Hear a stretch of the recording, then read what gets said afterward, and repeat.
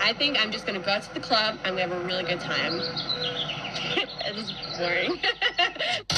She was bold, beautiful, a rising star in an industry that devours its own. In just 48 hours, a single tweet turned into a storm of hate, and the world watched as August Ames fell silent. But behind the makeup, the fame, and the smile was a girl named Mercedes, quietly pleading to be heard. This is the true story of how the internet killed her. She was born as Mercedes Grabowski under the grey wash of a cloudy August sky in Antigonish, Nova Scotia, a place too quiet to contain the storm she would become. It was 1994, and the world was still analog. Her cries echoed through the modest hospital, sharp and immediate. Her mother, still in her 20s, clutched the newborn like she had been holding her breath for years. Her father stood off to the side, one hand resting on the edge of the bed, the other clenched in his pocket. Even in those first moments, something in the room felt cold. Antigonish was a town where secrets lived behind lace curtains, where neighbors smiled with their mouths but judged with their eyes. Mercedes was raised in a world where dysfunction was dressed up as discipline. Her family, Polish-Canadian, conservative, emotionally inconsistent, never talked about emotions, especially the bad ones. There were rules, religion, silence, and the occasional slap. She was a sensitive child, intuitive to moods, allergic to chaos. But chaos was constant. Her father was a man who moved like thunder, loud in presence, violent in moods. He drank too much, yelled too fast, sometimes disappeared for nights without explanation. When he was there, the air in the house was thick with tension. When he wasn't, it was thinner but filled with waiting. Her mother tried to hold it all together with brittle smiles and clean counters, but Mercedes knew the cracks. She learned early that crying didn't solve anything, that talking made it worse, that the best way to survive was to perform. At 6, she started mimicking the voices she heard on TV. She could imitate anyone, cartoon characters, her teachers, even the girls in shampoo commercials. Her mother called her a little actress. Her father called her too damn dramatic. But behind the jokes, Mercedes was already building something, a mask. She wore it to school, where she was the funny girl, the one who made the other kids laugh during reading time. She wore it at church, where she recited her lines, the Lord's Prayer, the confession, the tight-lipped smile. But at night, she lay awake and listened to the house creak like it was morning itself. There were secrets in that house. Some she hinted at years later in interviews. Some she never said aloud. One was this: someone hurt her, not in a scraped-knee, childhood clumsiness kind of way, in the kind that makes your body no longer feel like your own. She would later say, vaguely, in a tweet before her death, "You ever get raped as a child and then have to wonder if it was your fault for the rest of your life?" That tweet was deleted, but it was real, and the silence it revealed was deafening. As Mercedes got older, the scars became harder to hide. She began to act out in small ways, stealing lip gloss, drawing dark things in the margins of her school books. She became too quiet, then too loud, too friendly with strangers, then too afraid to look them in the eye. At 13, she moved with her family to Colorado Springs, Colorado.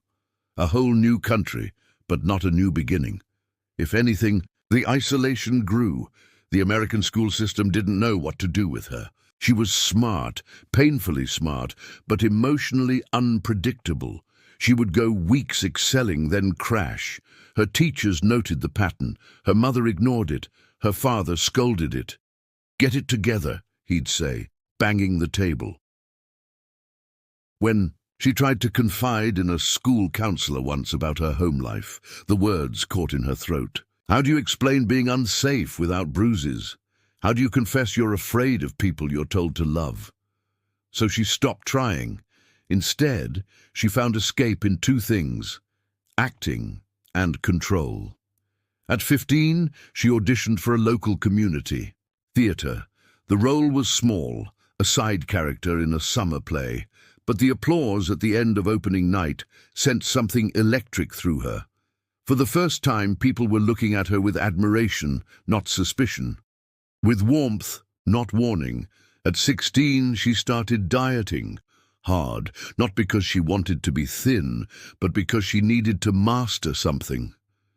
If she couldn't control the memories, or the rage in her father's voice, or the silence from her mother's eyes, she could at least control her body. By 17, she was living in and out of friends' homes. Her relationship with her parents had fractured completely.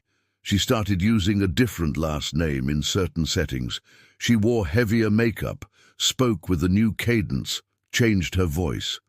People at school started calling her Mercy, then Sadie, then something else. She realized that identities could be chosen, and if she could choose one, maybe she could finally feel safe inside it. She didn't arrive in Los Angeles with dreams of becoming famous, not in the traditional sense. She came with a small suitcase, a handful of printed selfies, and a stubborn need to disappear into someone else, to finally become someone that didn't hurt when she woke up in the morning. She was just 18. The Greyhound dropped her off downtown. The city was cracked sun and sirens. She didn't flinch. She found a cheap sublet room in Van Nuys with 2 other girls she barely knew. The window had no screen. The mattress sagged like a breath holding in pain, and roaches scattered if you turned the lights on too quickly.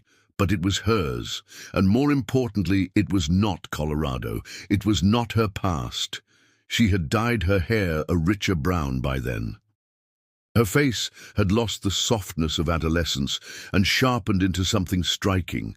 Cheekbones like blades, lips always parted, eyes that held secrets she never planned to share. She started answering to August long before anyone officially called her that. It was a quiet test. Would people accept this version? They did. At first she dipped her toes into the world of glamour modeling. Lingerie shoots, artistic nudes, swimsuit spreads. She found listings on Craigslist, then on small agency websites. She learned how to pose before she learned how to protect herself. But she was sharp, far sharper than the girl in the photos looked. She kept her boundaries up. No full nudity without control, no unpaid gigs, no creepy basements. And slowly, word got around that August was beautiful and professional. By 19, she'd landed her first adult film audition. It was in a studio outside of Chatsworth. Plain building, dim lobby, a tired receptionist behind a desk. The director, older, calm, not overly charming, asked her to sit and talk before anything else. He asked her why she wanted to work in adult. She didn't give him the real answer. Because I need to stop being Mercedes. Because I want to monetize my pain before it eats me alive. Because if men are going to look at me like this forever, I might as well get paid. Instead, she smiled and said, I think I could be really good at it. She was. Her first shoot was rough, but not in the way people might assume. It wasn't degrading. It was awkward. The lights were hot. The male talent was robotic. The set smelled like latex and cheap catering. But she kept a sense of humor, made jokes, directed herself subtly, and afterward she was paid in cash, crisp bills handed in a Ziploc bag. It felt surreal, but when she walked out and the sun hit her face, she felt something strange, not shame, not regret, relief. She had survived it. She had turned herself into someone else, and it worked. From that point, her career snowballed. August Ames became a rising star in the adult world. She wasn't just another performer. She had presence. Her scenes weren't plastic. They were magnetic. Her expressions real, her body language fluid. Directors began requesting her by name. Fans followed her obsessively on Twitter, Reddit, and Instagram. She was nominated for AVN and XB's awards. Studios paid a premium to have her. Men worshipped her. Women studied her, but with every new fan, every new scene, Mercedes stepped further into the shadows. The two identities began to fracture. Offset, she was quiet. Polite.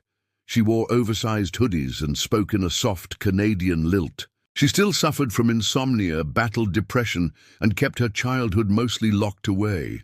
But on camera, August smiled like she had never known sadness.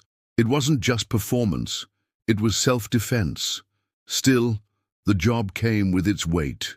There were politics in the industry, hidden rivalries, unspoken hierarchies.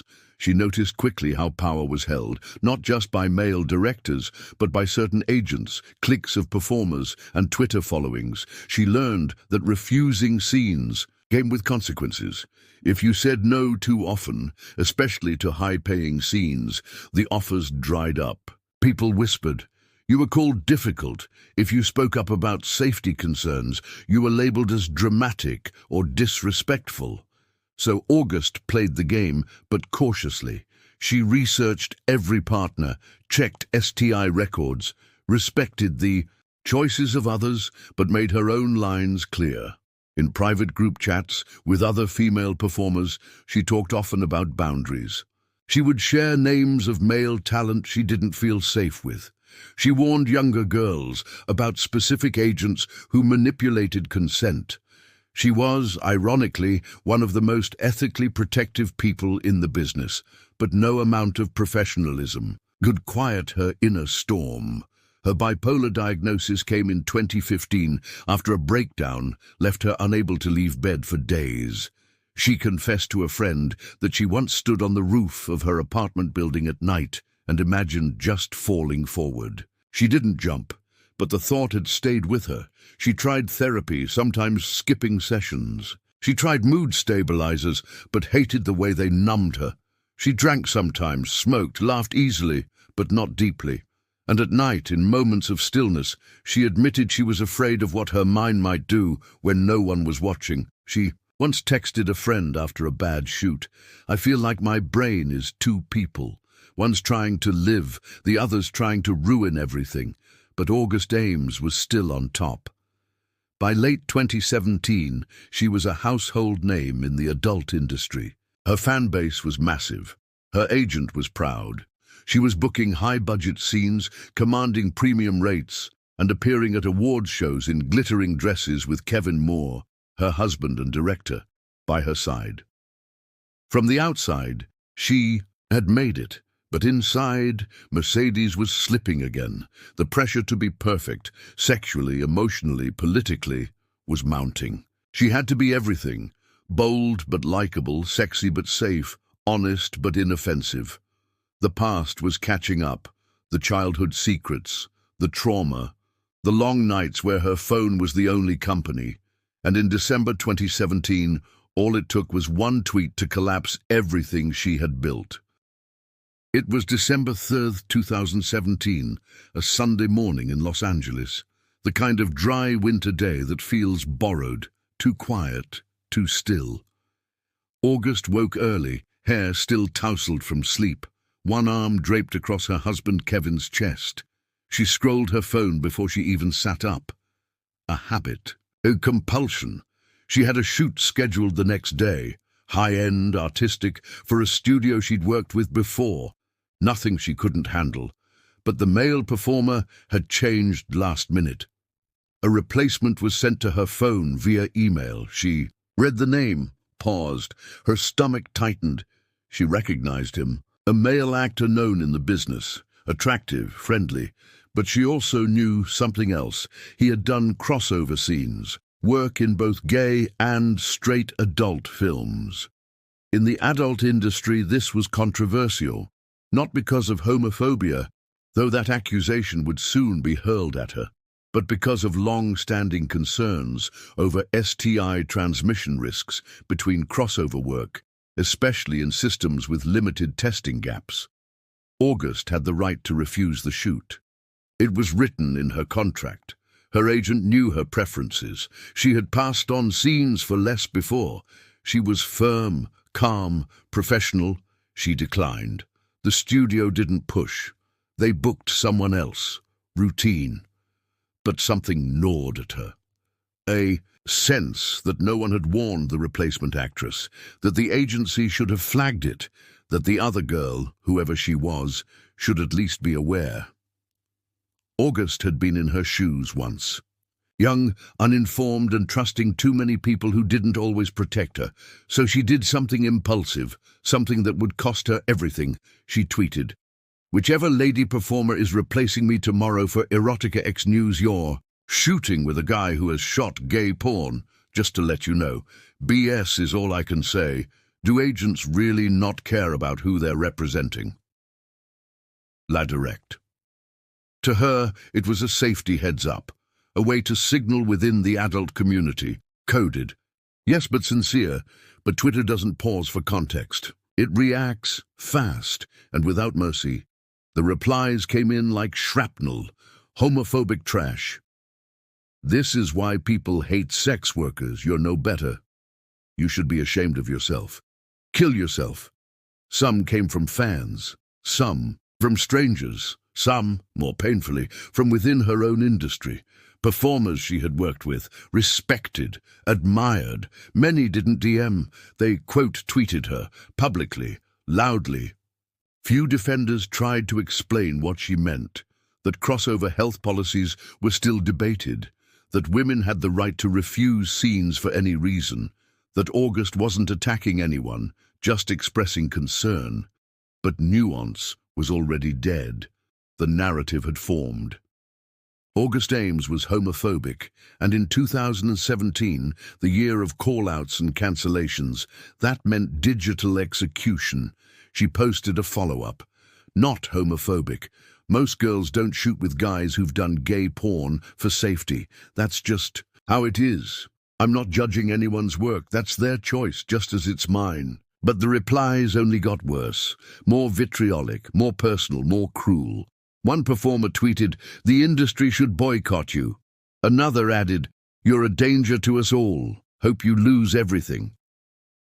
That night, August sat in her apartment, alone. Kevin was working late. She opened her laptop and refreshed the replies every few minutes. She texted a friend, "They hate me. It's like they're all piling on. I was trying to help." The friend replied, "Log off. Seriously. Walk away." She didn't. She tweeted once more that night. "Fick y'all." It was her last tweet. December 4th, 2017. The sun rose like any other day, unaware that it would be August Ames's last. Her husband, Kevin Moore, had left early that morning. He had meetings at the studio, editing deadlines. They had spoken briefly in the kitchen before. He left. Coffee half drunk, a passing kiss on the cheek, her arms folded tight across her chest. She said she felt off.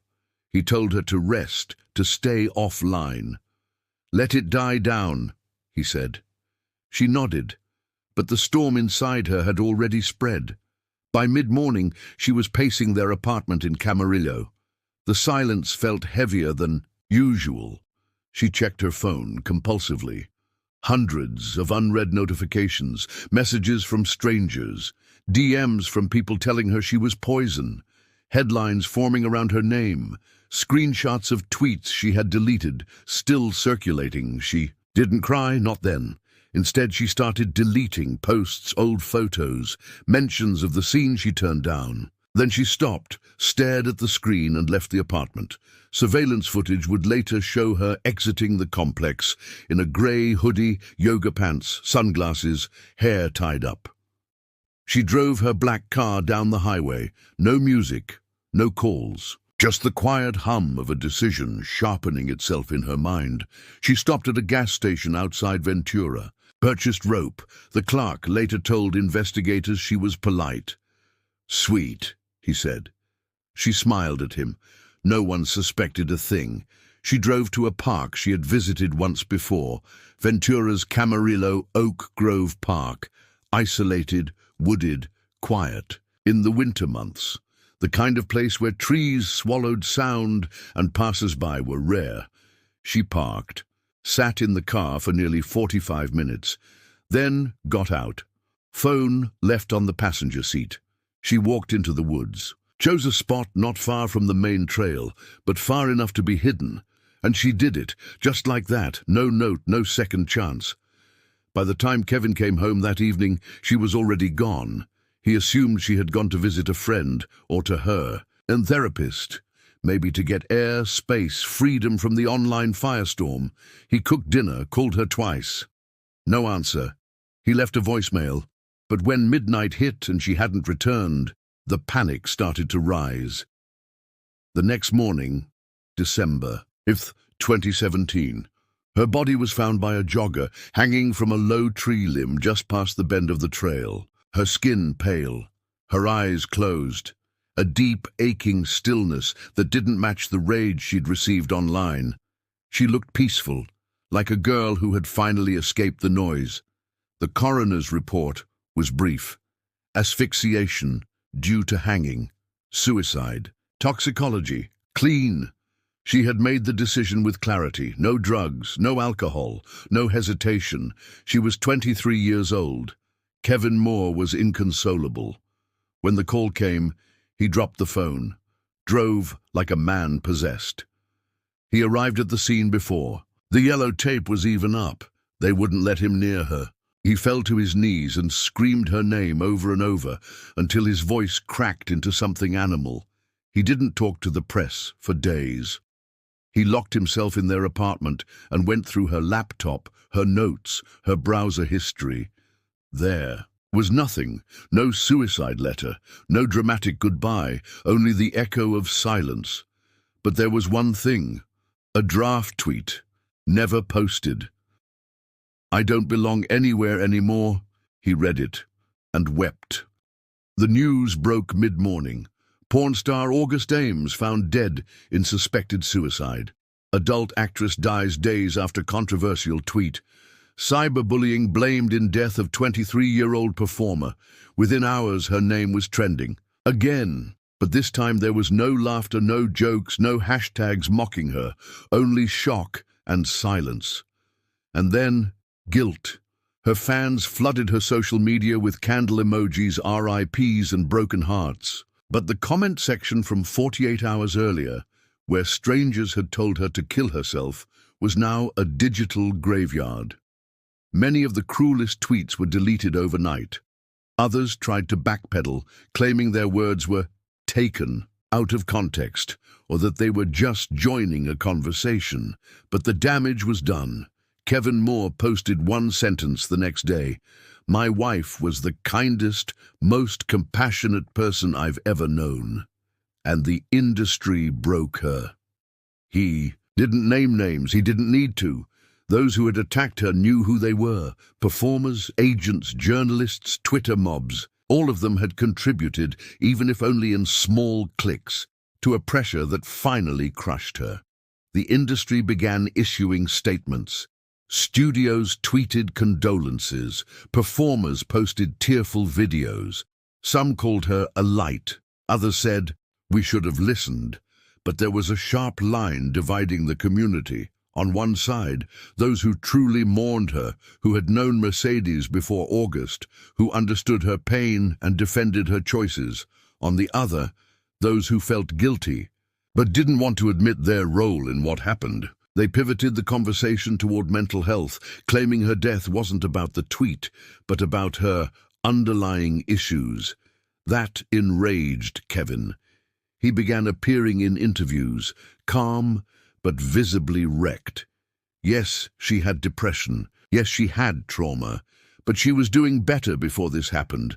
The tweet didn't kill her. The world's response did. The bullying did. He released screenshots of messages August had sent to friends in the days before her death. "They think I'm homophobic. I just wanted to protect other girls. I can't take this. It feels like a swarm of hate, like I can't breathe. I'm so scared to exist right now."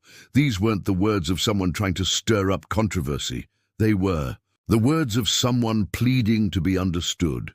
A week after her death, a memorial was held in Los Angeles. Hundreds showed up. Fans, friends, directors, fellow performers. They brought roses, candles, posters of her laughing.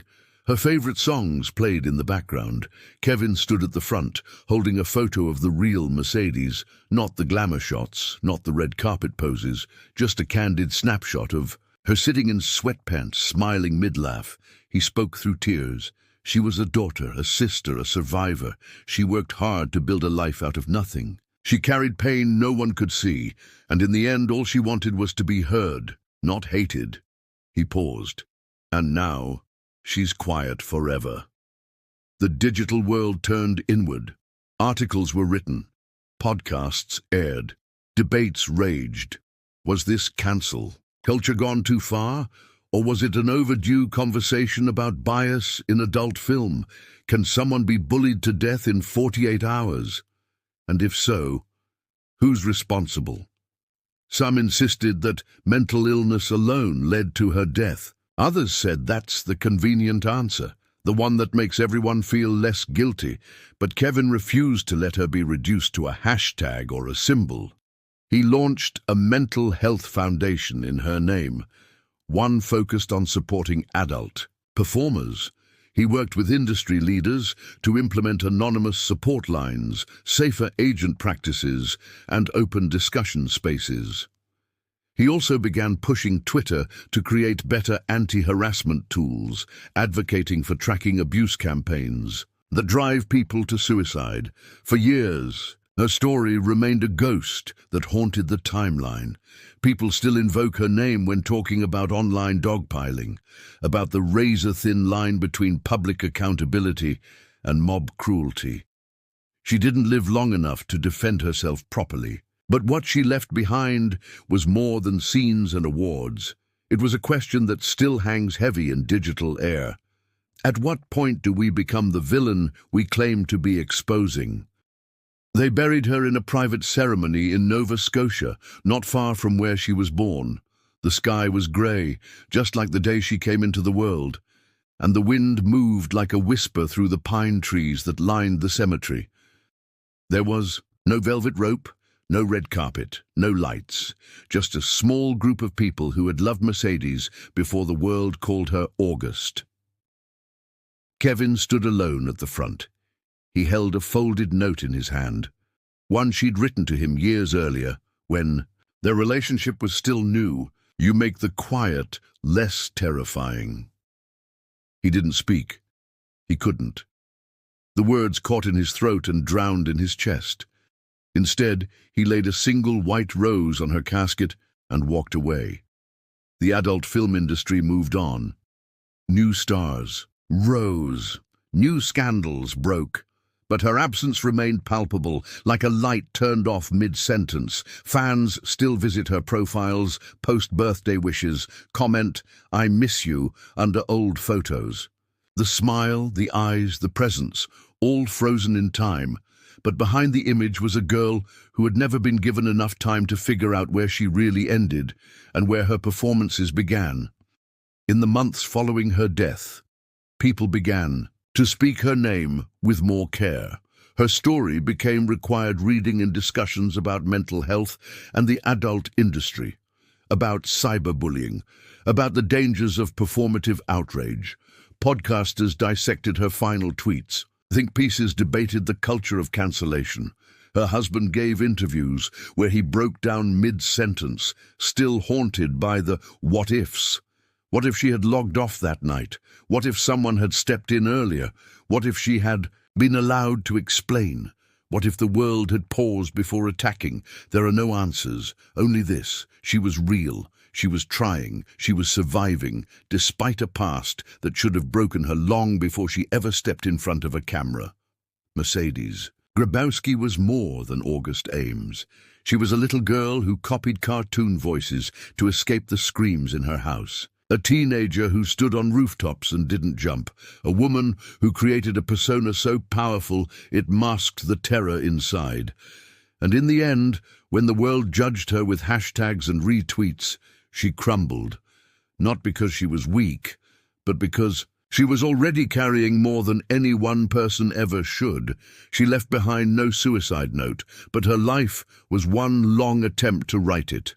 In every smile, every carefully framed Instagram post, every award speech, every tweet meant to warn. Instead of harm, and she was saying, "See me, hear me, please don't hurt me anymore."